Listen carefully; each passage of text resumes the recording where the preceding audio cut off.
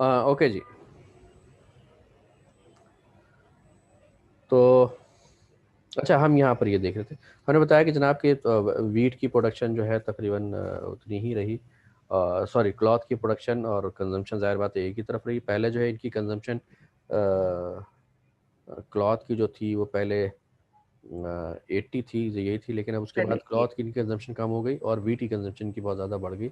और यही चीज़ जो है तकरीबन यहाँ पर भी। तो ओवरऑल अगर हम देखेंगे दोनों तरफ में, तो क्लॉथ प्लस वीट अगर हम देखें तो इसकी प्रोडक्शन भी बढ़ चुकी है और इसकी कंजम्पशन भी बढ़ चुकी है। प्रोडक्शन बढ़ने की वजह से इनकम में इजाफा होगा और कंजम्पशन बढ़ने की वजह से आपके जो आपका वेलफेयर है वो मैक्सिमाइज हो रहा होगा।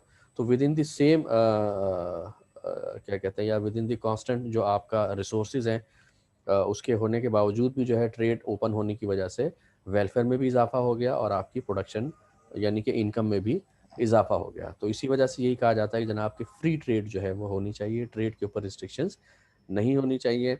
और जो भी जहाँ पर जो है इनएफिशिएंट प्रोडक्शन जो होती है वो रिप्लेस कर देती है एफिशिएंट प्रोडक्शन को, जिसकी वजह से ओवरऑल आपका इकोनॉमिक वेलबींग बढ़ जाता है या इंक्रीज हो जाता है। अच्छा जी, ये चीज़ मैं आपको बता दूं। अब जैसे ये इसके ऊपर लिखा हुआ, trade allows both countries to reach a higher level of economic wellbeing than before. और इकोनॉमिक वेलबींग को क्या गया, कम्युनिटी इंडिफरेंस कर्व को ही इन्होंने इकोनॉमिक वेलबींग जो है मेजर किया जाता है, कम्युनिटी इंडिफरेंस कर्व को। क्योंकि पहले के लोअर कम्युनिटी इंडिफरेंस कर्व के ऊपर थे कंजम्पशन साइड पर दोनों कंट्रीज, जब ट्रेड नहीं हो रही थी, लेकिन ट्रेड करने के बाद क्या हो रहा है, दोनों हायर कम्युनिटी इंडिफरेंस कर्व पे डिफरेंस जा का रहे हैं। जिसका मतलब ये है कि उनका वेलबींग जो है वो उसमें इजाफा हो गया। इंक्रीज। जी, a country's gain depends on the price ratios before trade, autarky and after trade. ये जो गेन्स जो है वो किस पर डिपेंड कर रहा है, प्राइस रेशियोज के ऊपर। जहाँ प्राइस रेशियो बराबर हो जाते हैं वहीं पर ही चल रहा होता है सारा। मतलब वही जो है एक इक्विलिब्रियम पॉइंट होता है। जैसे इसके अंदर हमने देखा कि वीट की जो है प्रोडक्शन में ओवरऑल इजाफा हो गया, लेकिन ओवरऑल जो है दूसरी तरफ जो क्लॉथ की प्रोडक्शन है, दोनों को मिला के अगर हम देखें तो वो इजाफा नहीं हुआ है। तो और कंजम्पशन ज़ाहिर बात है कि जितना प्रोड्यूस हुआ सारा का सारा कंजम्पशन उसका जो है वो हो गया। तो ये जो गेन फ्रॉम ट्रेड जो डिपेंड कर रहा होता है वो प्राइस रेशियोज के ऊपर कर रहा होता है। ठीक है। और ज़ाहिर है कि जब ये सारी चीज़ें वेलबींग जो है इसमें फ़र्क आ रहा है और आपके प्रोडक्शन लेवल पर फ़र्क आ रहा है, तो लाजमी तौर पर आपका कंजम्पशन पैटर्न और वो भी जो है खुद ब खुद अलग हो गया, वो थोड़ा सा चेंज हो जाएगा। अच्छा जी, ये भी वही है सारा। अच्छा, मैं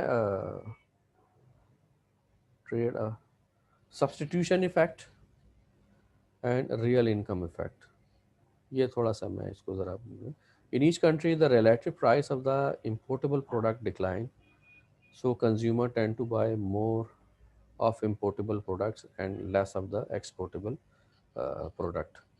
कि सब्सटीट्यूशन इफेक्ट यही होता है। वैसे तो आप लोगों ने ये पढ़ा होगा उसके ऊपर कि जो आपका जो केन्स का जो थ्योरी है, पहले तो ये होता था कि आपकी जो सेविंग डिपेंड कर रही होती है, जो कंजम्पशन पैटर्न डिपेंड कर रहा होता है वो आपके इनकम पे कर रहा होता है। लेकिन क्लासिकल जो थे उसको इंटरेस्ट रेट से जो है वो कर रहे होते थे। तो फिर कंजम्पशन थ्योरीज जो है वो दी गई थी कि नहीं जनाब, वो डिमांड फॉर मनी ये भी इसके ऊपर डिपेंड कर रहा होता है, transactionary demand for money, precautionary demand for money और बाकी। ज़ाहिर बात है कि सारी की सारी चीज़ें एक कंजम्पशन के लिए ही जो है वो हो रही होती है। तो अब ये है कि जो इम्पोर्ट जो डिपेंड कर रही होती है किसके ऊपर ज़्यादा कर रही होती है, इसका किस चीज़ का फंक्शन है, ये इनकम का फंक्शन है। कि इनकम जितनी ज़्यादा होगी तो उतनी ही ज़्यादा इम्पोर्ट भी आपकी होगी। उसकी वजह क्या होती है कि लोग जो, जब आपकी इनकम बढ़ जाती है तो आप जो है ज़्यादा महंगी चीज़ या क्वालिटी में जो चीज़ ज़्यादा बेहतर होती है उसको प्रेफर कर रहे होते हैं। और पूरी दुनिया के अंदर यही होता है अमूमन कि आपके पास दो चीज़ें होती हैं, एक तो डोमेस्टिकली प्रोड्यूस एक होती है और डोमेस्टिक प्रोडक्शन वाली होती है, और दूसरी जो है वो इम्पोर्ट वाली होती है। तो अमूमन जो इम्पोर्टेड जो प्रोडक्ट होती है पूरी दुनिया के अंदर वो डोमेस्टिक्स के से ज़रा कुछ बेहतर ही होती है, क्योंकि वो डोमेस्टिक जो सप्लायर से मुकाबला उसी सूरत में कर सकती है कि जब इम्पोर्टेड चीज़ें जो है वो डोमेस्टिक से ज़्यादा बेहतर हो। अदरवाइज़ जो है क्या कहते हैं वो उसका मुकाबला नहीं कर सकती और इम्पोर्ट का फ़ायदा कोई नहीं होता और वो इम्पोर्ट बिलाकर ख़त्म हो जाती है। तो अब ये है कि अगर किसी मुल्क की इम्पोर्ट ज़्यादा है तो ज़ाहिर है, क्योंकि इस वजह से इसका ये भी है कि अज्यूम यही किया जाता है कि नहीं जनाब क्या कहते हैं उनकी इनकम भी ज़्यादा है। वैसे किसी मुल्क की इनकम जो है वो सिर्फ़ और सिर्फ इनकम पे डिपेंड नहीं कर रही होती है, बल्कि साथ साथ जो उसकी नेचर ऑफ इकॉनमी के ऊपर भी डिपेंड कर रही होती है। जैसे पाकिस्तान की जो है एक्सपोर्ट के मुकाबले में तकरीबन 150% जो है वो हो गई है आपकी इंपोर्ट। मतलब ये है कि आपकी जो है एक्सपोर्ट है वो 24 से 25 बिलियन डॉलर तक है, जबकि जो आपकी इंपोर्ट है वो तकरीबन 60 बिलियन डॉलर के ऊपर है। तो ज़ाहिर है कि ये गैप एक बहुत बड़ा गैप है। लेकिन इसके बावजूद भी जो हमारी जो इंपोर्ट है वो कंज्यूमर आइटम्स की बहुत कम है, और रॉ मटेरियल की, कैपिटल गुड्स की जो है वो बहुत ज़्यादा। उसकी वजह ये है कि हमारे पास कोई जो है दूसरा ज़रिया नहीं है, उसका सब्स्टिट्यूट मौजूद नहीं है, और हमें वो फर्दर प्रोडक्शन के लिए उसको ख़रीदना ही पड़ता है। ठीक है। तो लेकिन बहरहाल सब्स्टिट्यूशन इफ़ेक्ट यही होता है, जिस मुल्क के अंदर इनकम ज़्यादा, इंपोर्ट ज़्यादा हो रही है, तो ज़ाहिर बात है कंजम्पशन के लिए हो रही है, और ये इंपोर्ट जो है वो क्या कर रही है एक्चुअली, डोमेस्टिक प्रोडक्ट्स को सब्स्टिट्यूट कर रही होती है। तो इस वजह से हम जो इंपोर्ट के जो इनफ्लो है उसको सब्स्टिट्यूशन इफ़ेक्ट कह रहे होते हैं। अच्छा जी। सर जी। Sir sorry to interrupt you. Hmm. Sir मैं ये पूछ रही हूँ कि ये सब्स्टिट्यूशन इफेक्ट और इनकम इफेक्ट हमने वहां देखा था कि जब प्राइस चेंज होती है तो प्राइस का इफेक्ट जो होता है वो दो चीजों में होता है, एक सब्स्टिट्यूशन इफेक्ट में और एक इनकम इफेक्ट में। तो जी यहाँ जी। हम ये जो दोनों देख रहे हैं इफेक्ट, सब्स्टिट्यूशन हाँ। इफेक्ट और रियल इनकम इफेक्ट, तो हम ये इस लिहाज से देखें ना कि ट्रेड की वजह से उनकी आपस की जो प्राइस रेशो है जो चेंज हो रहा है, तो हम्म। उस प्राइस रेशो के चेंज होने से ये दो इफेक्ट सामने आ रहे हैं, जी जी। सब्स्टिट्यूशन इफेक्ट और रियल इनकम इफेक्ट।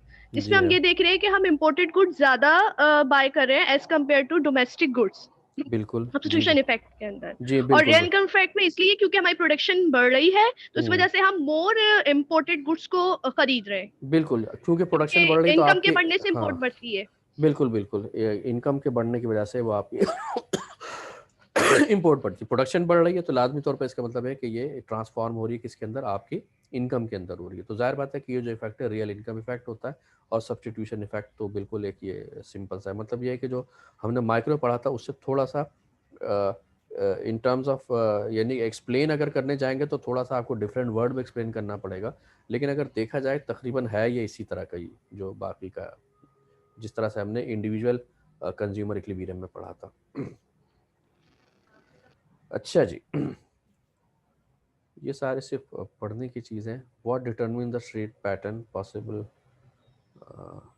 ये आप लोग से पढ़ेगा। अच्छा मैं एक थोड़ा सा बता दूं ज़रा आपको कि हमने इससे पहले जो सबसे पहले एक तो चीज़ हमने देखी थी, एब्सोल्यूट इनकम हाइपोथेसिस, सॉरी, ये जो पहले एब्सोल्यूट एडवांटेज हाइपोथेसिस जो था वो किसका था, एडम स्मिथ का था। फिर उसके बाद जो है ये एक दूसरा आया कि जनाब कि एब्सोल्यूट एडवांटेज नहीं बल्कि कंपैरेटिव एडवांटेज की बात हो रही होती है विद इन द कंट्री। ठीक है। तो ये भी तकरीबन जो है विद इन द कंट्री ही इसी का ही है, लेकिन इसके साथ एक और एक्सटेंशन हुई थी जिसको हम, दो लोग थे हेक्सचर एंड ऑलिन। ठीक है। उन्होंने उन्होंने ट्रेड को थोड़ा सा एक ज़रा एक डिफरेंट अंदाज में जो है वो एक पेश किया था। और ये जो मैंने आपको बताया है कि जिसके अंदर ज़ाहिर है कि ये जो बिल्कुल एक कांस्टेंट नहीं होता बल्कि इंक्रीजिंग या डिक्रीजिंग जो है प्रोडक्शन पॉसिबिलिटी कर्व जो होता है वो उसके लिहाज से उसको जो है वो देख रहा होता है, इसलिए कि ये थोड़ा सा रियल उसके जो है वो करीब है। तो वहाँ पर जो है वो फैक्टर प्राइस और फैक्टर इक्वलाइजेशन थ्योरम वगैरह होता है जो कि उसने इसके ज़रिए से पेश किया था। वो हम नेक्स्ट जो चैप्टर्स होंगे उसके अंदर पढ़ेंगे। तो उसमें जो है वहाँ पर फैक्टर प्राइस की बात की गई थी। ठीक है। जैसे अभी तक हमने पढ़ा था कि प्राइस क्या चीज़ है, जैसे आपने कहा था कि इसके अंदर एक्सचेंज रेट नहीं है, राइट। लेकिन ये है कि हेक्सचर ऑलिन ने क्या किया था कि कहने लगे जनाब फैक्टर अबंडेंस तो यकीनन एक इम्पॉर्टेंस है, जिस जो फैक्टर अबंडेंस होता है लोग उसी चीज़ को प्रोड्यूस कर रहे होते हैं। ठीक है। लेकिन ये जो है प्राइस फिर भी दोनों मुल्कों में या दो नेशंस के अंदर वो डिफरेंट होती है, और ये जो है आपके फैक्टर प्राइस के ऊपर जो है वो ज़्यादा डिपेंड कर रहा होता है। तो आप समझें कि जो हेक्सचर और ऑलिन थ्योरी का जो बेस है वो यही एनालिसिस है जो इससे पहले हमने किया। सबसे पहले जो एक उसका है कि जनाब कि देयर इज़ नो रियल, क्या कहते हैं, कॉन्सेप्ट, नो कॉन्सेप्ट ऑफ कि जनाब ये जो आपका एक लीनियर जो कॉम्बिनेशन होता है, there is no linear combination of fact of production possibilities, या फिर हम ये कहते हैं कि कांस्टेंट प्रोडक्शन जो है वो नहीं होती, या कांस्टेंट कॉस्ट जो है वो नहीं होती। जब कॉस्ट की बात हो रही है तो हम हमेशा किसकी बात कर रहे होते हैं? अपॉर्चुनिटी कॉस्ट की बात कर रहे होते हैं। ठीक है। अच्छा, ये आप लोग से पढ़ लीजिएगा इसको, ये मैं थोड़ा सा यहाँ पर आना चाह रहा था। ये this is what the Heckscher and Ohlin theory of trade that predicts that a country exports product और प्रोडक्ट कह लें या प्रोडक्ट्स कह लें, जो भी है आपका, क्योंकि ज़ाहिर बात है एक मुल्क सिर्फ एक ही चीज़ एक्सपोर्ट या इंपोर्ट नहीं कर रहा होता, बल्कि मल्टीपल चीज़ें होती हैं, और उसमें मल्टीपल सेक्टर्स होते हैं। एक चीज़ होती है इंट्रा इंडस्ट्री ट्रेड वगैरह भी होती है, वो इंशाल्लाह हम वो नेक्स्ट जो आएगा हम उसके अंदर जो है उसको देखेंगे। तो उसमें जो है ये था कि it predicts that exports product that uses its relative abundant factors intensity and imports that product that use its relatively scarce factors intensity। अब उसने एक मिसाल दी हुई जैसे कि डेवलपिंग कंट्रीज का होता है कि like Pakistan, a country is relatively labor abundant if it has a high ratio of labor to other factors than does the rest of the world। Pakistan के अंदर क्या है, बिल्कुल यही चीज़ है कि हम जो है लेबर इंटेंसिव चीज़ें जो है, ये प्रोडक्शन जो है, सॉरी, ये इसको हम एक्सपोर्ट करते हैं, जिसके अंदर गारमेंट आ जाता है, आपका लेदर आ जाता है, या फिर एग्रीकल्चर प्रोडक्ट्स हैं जो कि आ जाती हैं। लेकिन हम जो है इंजीनियरिंग प्रोडक्ट्स हैं वो बहुत कम एक्सपोर्ट करते हैं रिलेटिवली इसके मुकाबले में। कि जैसे मिसाल के तौर पर अगर पाकिस्तान की एक्सपोर्ट जो है 25 बिलियन डॉलर है, तो उसमें से जो ये प्रोडक्ट हैं जिसको हम इंजीनियरिंग प्रोडक्ट्स हम कह देते हैं, चलें फॉर एग्जांपल, तो वो हार्डली कितनी होगी, वो 5 बिलियन डॉलर ही होगी। लेकिन 20 बिलियन डॉलर जो है वो सारी आपकी वो होंगी जो परफेक्टली एक लेबर इंटेंसिव जो है उसकी टेक्निक के ज़रिए से प्रोड्यूस हो रही होती हैं। तो अच्छी तरह, अच्छा, इसी तरह से अब आप आ जाएं दूसरी तरफ, a product is relatively labour intensive if labour cost are a greater share of its value, जो कि मैंने आपको बता दिया उसके ऊपर। जहाँ लेबर अबंडेंट होगा, इसका मतलब है कि वही लेबर सस्ता होगा आपको, तो लोग उसी लेबर को जो है क्या कहते हैं वो एम्प्लॉय ज़्यादा से ज़्यादा करेंगे, और इसी तरह की चीज़ प्रोड्यूस करेंगे कि जिसके अंदर लेबर ज़्यादा लगती हो, क्योंकि लेबर यहाँ पर सस्ती है, ताकि इनपुट कॉस्ट कम आए। जब इनपुट कॉस्ट कम आएगी तो यकीनी तौर पर आउटपुट कुछ जो है उसका कम प्राइस के अंदर बेचा जा सकता है। लेकिन अगर उसकी इनपुट कॉस्ट ही बहुत ज़्यादा आ रही है तो फिर ये नहीं हो सकता कि आप उसको लोअर प्राइस के ऊपर या लेस देन कॉस्ट के ऊपर जो है उसको बेच सकें। तो फिर ये क्या है, एच ओ हेक्शेयर्स एंड ऑलन, ये दो लोग थे, ये compares advantage is actually in a triple comparison. हमने वहाँ पर जो देखा था, जैसे कि ये एडम स्मिथ की थ्योरी थी या डेविड रिकार्डो की थ्योरी थी, वो सिर्फ एक ही फैक्टर को देखती जो कि लेबर था, ठीक है ना, कोई और चीज़ तो नहीं थी।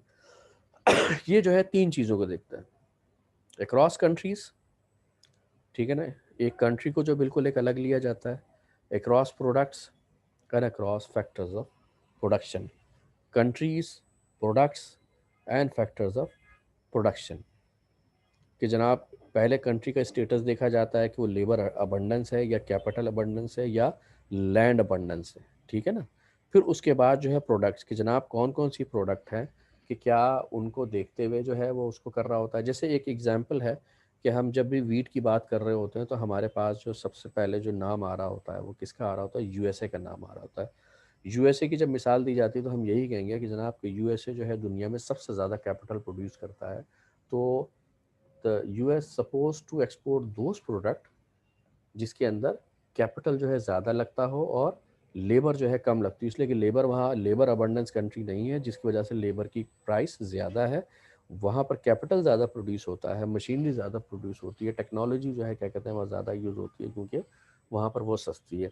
लेकिन जब देखा गया तो पता लगा जनाब कि ये कुछ ऐसी प्रोडक्ट्स हैं जिनको, जो कि मुकम्मल तौर पर लेबर इंटेंसिव है, लेकिन उसकी जो है वो मार्केट लीडर है पूरी दुनिया में। जैसे वीट की प्रोडक्शन है, कि जनाब वीट की प्रोडक्शन तो है वहाँ पर, सॉरी, ये है तो लेबर इंटेंसिव, लेकिन वो सबसे बड़ा एक्सपोर्टर है उसका, जबकि वहाँ पर लेबर सबसे ज़्यादा महंगी है। तो फिर एक बात आ जाती है कि जनाब कि ये किस तरह से होता है ये, कि जनाब वो ज़्यादा प्रोड्यूस करती है। तो फिर उसके अंदर दूसरी चीज़ आ जाती है कि नहीं जनाब, वहाँ की जो लेबर की प्रोडक्टिविटी जो है वो बहुत ज़्यादा है, टेक्नोलॉजी यूज़ करने की वजह से जो है उसकी प्रोडक्शन पर यील्ड जो है वो बढ़ जाती है। फिर प्लस ये है कि उसके पास दुनिया का जो है वो तीसरा बड़ा मुल्क है इन टर्म्स ऑफ एरिया, तो ज़ाहिर उसके पास लैंड बहुत ज़्यादा है, तो वहाँ पर जो है प्रोड्यूस हो जाती है। और उसके लैंड के ऊपर जो उसकी पॉपुलेशन है पर जो है वो जिसको हम कहेंगे पर कैपिटा जो है वो सबसे वो बहुत हाई है उसका। और फिर प्लस उसका जो वेदर है वो जो है पूरे अक्रॉस अमेरिका जो है वो बड़ा ज़बरदस्त है, बारिशें बहुत ज़्यादा होती हैं, फर्टाइल लैंड है, तो उसकी वजह से वो हो सकता है। तो इसके बावजूद भी प्रोडक्ट्स जो है जो जनरली कही जाती हैं कि ये लेबर इंटेंसिव या कैपिटल इंटेंसिव है, इसके बावजूद भी जो है वो डिफरेंट प्रोडक्ट्स हो सकती हैं। और फिर उसके बाद आता है जनाब कि यूजुअली ये होता है कि जो फैक्टर्स ऑफ प्रोडक्शन है, क्योंकि कुछ हम कंट्रीज़ को जो है जनरलाइज नहीं कर सकते, हर कंट्रीज़ के लिए बारे में एक ही होगा, बल्कि कंट्री टू कंट्री जो है कुछ चीज़ें बड़ी एक डिफर सी जो है वो डिफरेंट सी जो है बिल्कुल आ जाती हैं।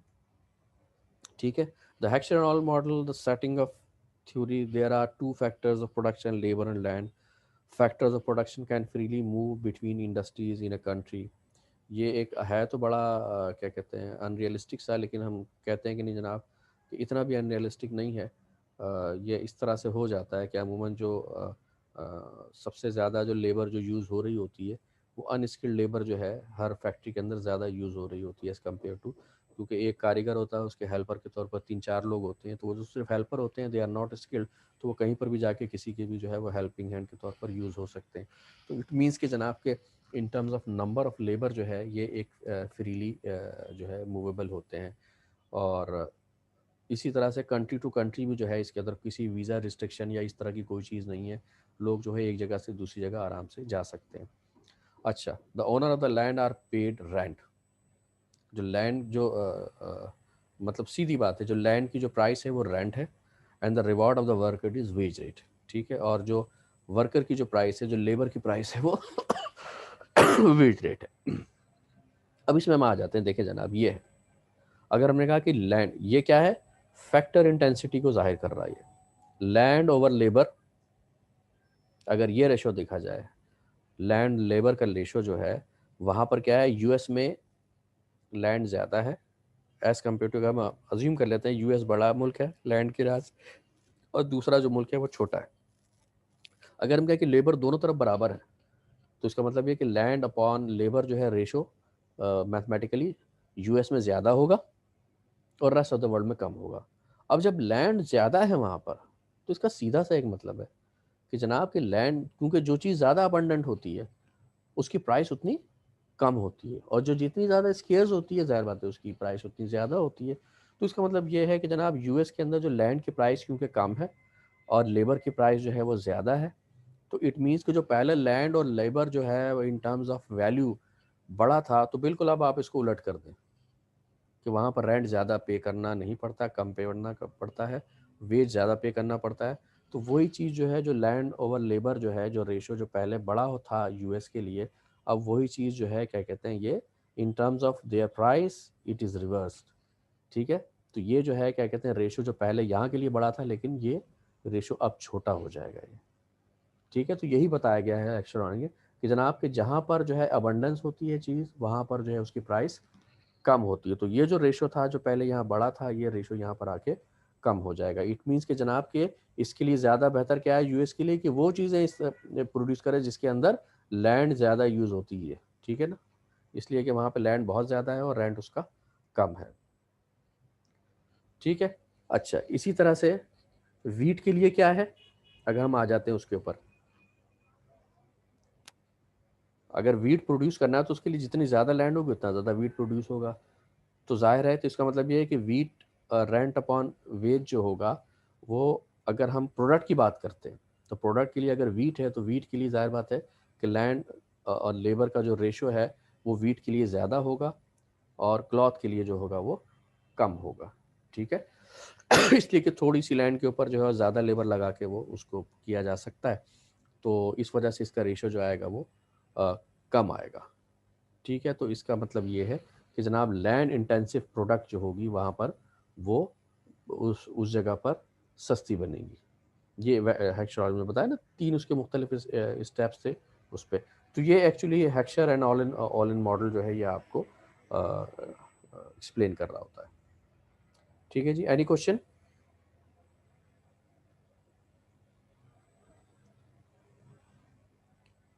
किसी का कोई सवाल? नो? सर, जी इसके अंदर आपने एक अजम्पशन डाला है कि आइडेंटिकल डिमांड कंडीशंस हैं, consumer taste are the same across countries. जी जी। तो ये कैसे वैलिड होगा हर कंट्री के लिए, आजकल तो वैलिड ही या है सिर्फ फैशन। हम मतलब लाइक माइंडेड कंट्रीज आपस में ट्रेड करती होंगी? ना नहीं, देखिए ये भी है, लेकिन ज़्यादातर ये कह रहा था आजकल के दौर में तो कुछ है इस तरह से ग्लोबलाइजेशन की वजह से। अगर हम क्लोथिंग की बात करेंगे तो फिर वो यही है, फैशन एक जो है वैसे चल रहा होता है पूरी दुनिया के अंदर, कुछ इसी तरह से होता है। हाँ, टेस्ट के हवाले से हम कह सकते हैं कि ये एक चीज़ें डिफरेंट हो सकती हैं, ये इतना ज़्यादा रियलिस्टिक नहीं है। मैं जैसे आपको एक एग्जांपल दूँ, पाकिस्तान से जो यूरोप को जो किन्नू जाता है तो वो इतना जो है वो पॉपुलर नहीं है वहाँ पर। उसकी वजह सिर्फ एक ही है कि पाकिस्तान का जो किन्नू है उसके अंदर जो है वो सीड होता है। वो कहते हैं नहीं जनाब इसमें सीड नहीं होना चाहिए, बगैर सीड का। तो वो मुल्क जो सीडलेस आपका सिट्रस भेजते हैं तो वो ज़्यादा मकबूल है वहाँ पर। लेकिन एक दूसरी तरफ बिल्कुल एक उलट चीज़ है, पाकिस्तान के पास जो ये है ग्रैप है, जो अंगूर है, जो सुंदर खानी अंगूर कहलाते हैं, इसके अंदर बीज नहीं होता। ठीक है, लेकिन ये भी यहाँ वहाँ सेल नहीं होता यूरोप में। क्यों?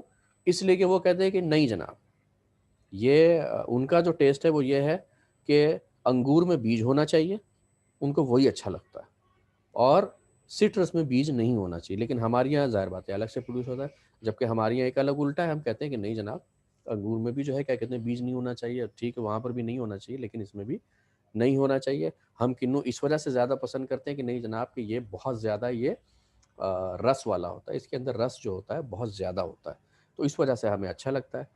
जूस बहुत ज़्यादा जूसी होता है, ये उनको बहुत ज़्यादा जूसी नहीं चाहिए।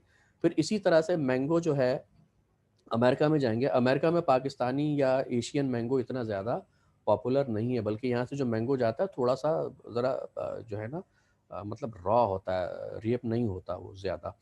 तो इस उसकी वजह ये होती है कि उनको जो पसंद है वहाँ पर अमेरिकन्स को, क्योंकि वो जो है वहाँ सबसे ज़्यादा मैंगो जो आ रहा होता है वो आ रहा होता है वहाँ से, मैक्सिको से। मैक्सिको का मैंगो थोड़ा सख्त होता है और वो मीठा कम होता है। तो जब यहाँ से जाता है तो वो यही कहते हैं उनके लिए कि नहीं जनाब दिस इज़ ओवर स्वीट, और ये जो है ना ये बड़ा नरम है, उनको नरम अच्छा नहीं लगता। तो ज़ाहिर है कि ये इस तरह की जो है ये एक एग्रीकल्चर प्रोडक्ट में तो हो सकता है, लेकिन अमूमन जो ये है जो मैन्युफैक्चरिंग प्रोडक्ट्स होती हैं उसमें ज़ाहिर है कि ये नहीं होता। फिर एक चीज़ और भी हो जाती है, बेसिस ऑफ ट्रेड भी तो है। कौन सा मुल्क है जो आपसे आपस में ट्रेड करता है? तो ज़ाहिर है कि जिसका जो है क्या कहते हैं एक टेस्ट भी तकरीबन या डिमांड कंडीशन एक जैसी होगी। जैसे पाकिस्तान जो प्रोड्यूस करता है किन्नू, तो दूसरा अगर कोई इसको खरीदना चाहता है तो उनका टेस्ट भी तो वैसा ही होना चाहिए ना, जब भी तो वो खरीदेंगे। यही तो बेसिस ऑफ ट्रेड है। जिनसे ट्रेड नहीं हो रही हम तो उनकी बात ही नहीं कर रहे हैं यहाँ पर। हम तो ये बता रहे हैं कि जनाब कि जब ट्रेड हो रही है तो किस बेस के ऊपर हो रही है। आ रही बात समझ में? हमारी चीज़, या हम वही चीज़ खरीदेंगे ना जो चीज़ हमें यहाँ अच्छी लगती है और प्रोड्यूस वहाँ पर हो रही होती है। जो चीज़ ऐसी प्रोड्यूस हो रही है जो हमें अच्छी नहीं लगती तो हम उसके साथ ट्रेड भी नहीं करेंगे। तो ये it is actually explaining the conditions where two nations do trade. Otherwise जाहिर बात है कि there will be no trade. Clear हो गया पॉइंट? सर इट मींस ये जी सर। बेसिस ऑफ ट्रेड है, ये जी हाँ, बेसिस बिल्कुल ऑफ बिल्कुल ट्रेड है बिल्कुल आपकी, बिल्कुल बेसिस ऑफ यही ट्रेड ही बेसिस है। Of trade. हाँ अच्छा सर, आपने यहाँ पे ये लिखा है production technologies used to produce goods are identical across the countries. Hmm. सही। तो ये जी भी रियलिस्टिक तो नहीं है ना, क्योंकि टेक्नोलॉजीज भी मुख्तलिफ यूज होती है मुख्तलिफ कंट्रीज के अंदर, जो इन्होंने यहाँ पे ये एजम्पशन रखी है हेक्सर और वो होती तो हैं, ठीक हम्म। है ना। तो लेकिन फिर बात वही आ रही है कि बेसिस ऑफ ट्रेड की भी तो बात हो रही है ना उसके ऊपर। अक्रॉस द कंट्री है, यहाँ पर देखिए थोड़ा सा ये कि आप ये ना समझें कि अक्रॉस द कंट्री, मिसाल के तौर पर पाकिस्तान इंडिया में ट्रेड में दोनों में ऐसा होगा। अक्रॉस द कंट्री का मतलब ये होता है कि विद इन दैट कंट्री जो है क्या कहते हैं, जो गुड्स प्रोड्यूस हो रही है, जो कॉस्ट कराची में है वही कॉस्ट जो है लाहौर के अंदर भी है, तो वही कॉस्ट वहाँ पर भी है। लेकिन ऐसा अमूमन होता नहीं है, क्योंकि देखें जब ट्रेड की बात हो रही होती है ना, तो उसके अंदर ट्रेड के साथ साथ कोई उसकी एक चीज़ और भी कॉस्ट इन्वॉल्व होती है, वो ट्रांसपोर्टेशन कॉस्ट होती है, ठीक है, जो कि ज़ाहिर बात है मुख्तलिफ होती है हर जगह के लिए। ये इतना ज़्यादा मतलब वो नहीं है। ये लोग इसी वजह से कह रहे होते हैं कि जो ये जितने भी जो प्रोपोनेंट है वो कहते हैं जनाब फ्री ट्रेड होनी चाहिए, तो वो सबसे ज़्यादा रीजनल ट्रेड के बारे में कह रहे होते हैं, और वो कह रहे होते हैं नहीं जनाब कि आपके रीजन में जो ट्रेड है वो सबसे ज़्यादा होनी चाहिए। यानी पाकिस्तान की ट्रेड सबसे ज़्यादा किससे होनी चाहिए, इंडिया से होनी चाहिए, अफगानिस्तान से होनी चाहिए, ईरान से होनी चाहिए। फिर दूसरे नंबर पर थोड़ा सा चले जाएँ इराक़ के साथ होनी चाहिए, तो सेंट्रल एशिया के साथ होनी चाहिए, बांग्लादेश के साथ होनी चाहिए, और इनके तो मतलब ये है कि इसी तरह से जो ना अपना एक सर्किल को बढ़ाते चले जाएं, लेकिन ये ज़रूरी लेकिन नहीं। Sir can I ask a question? जी जी बिल्कुल। सर लेकिन जो चाइना काम कर रहा है वो तो लाइक यूरोप या अमेरिका को टारगेट करता है, जैसे चाइनीज जो प्रोडक्ट हैं वो ज़्यादातर जो है वो बेसिकली अमेरिकन मार्केट में ही पेनिट्रेशन है उनकी। तो सर फिर तो इसका मतलब ये हुआ कि वो वाली पॉलिसी या वो नहीं वो तो हम भी करते हैं, हम भी तो यही हाँ करते सर, हैं। हम भी यही कोशिश ये करते हैं कि अमेरिकन उसको क्या नाम है इकोनॉमी को ज़्यादा हिट करें। बिल्कुल, यूरोप इसलिए में हाँ भी मतलब काफ़ी चीज़ें हैं जी जो कि बिल्कुल। मतलब हम गारमेंट्स को करते हैं, देखिए इसके लेकिन अंदर बेसिक टारगेट अमेरिका होता है। नहीं तो वो सर वाई अमेरिका ओनली? हाँ, तो उसकी वजह है ना, उसकी वजह सिर्फ एक ये है भाई मेरे कि इकाई फैक्टर इंटेंसिटी की बात हुई ना, वहाँ पर लेबर इंटेंसिव चीज़ें तो बहुत महंगी हैं, पाकिस्तान के अंदर सस्ती हैं, जब भी तो आर्बिट्रेज होता है। यहाँ जो चीज़ बन रही है बहुत सस्ती है और वहाँ जाके बहुत महंगी बिक रही है। तो अब आप खुद सोचें, वो इसी वजह से तो इम्पोर्ट कर रहे हैं कि वहाँ पर अगर कोई चीज़ बनेगी तो वो बहुत महंगी होगी। सही है ना, इसी वजह से। ठीक है सर। हाँ ये लेबर ये ओके सर, जी मतलब जी लेबर इंटेंसिव जो जॉब है वो वहाँ पे लाइक मतलब यहाँ से जो कॉस्ट कॉस्ट बेनिफिट होता है उनको, अगर वो यहाँ से बनवा बिल्कुल बिल्कुल, वो ज़ाहिर बात है फैक्टर इंटेंसिटी की बात हो रही है, यही तो एक्शन ऑर्डर ने बताया। सेकंड पॉइंट तो उसका यही है ना कि जनाब के जो देखिए इस पे मैंने क्या इस पे बताया था सारा, ये जो था आपका सबसे पहले क्या आया, two factors labour and land factor production freely movable, एक मिनट, ये across countries product and factors of production. अब आ जाता है इसके ऊपर, लैंड और लेबर का रेशो ज़्यादा। अब जो क्या कहते हैं जिसके पास अबंडेंस होगी, जैसे यूएस के पास लैंड अबंडेंस में, तो उसका रेंट कम होगा। जब ये कम होगा तो ये यही चीज़ प्रोड्यूस करके भेज रही होगी। लेकिन पाकिस्तान के लिए आप तो बिल्कुल उलट कर दें, लेबर लेबर ऊपर है वहाँ पर लेबर बहुत महंगा है। तो इसी वजह से ज़ाहिर बात है यहाँ पर कॉस्ट कम आ रही है, वहाँ पर कॉस्ट बहुत ज़्यादा आ रही है। इसी वजह से वो उसको प्रोड्यूस ही नहीं करते हैं, सारा का सारा इम्पोर्ट करते हैं वो।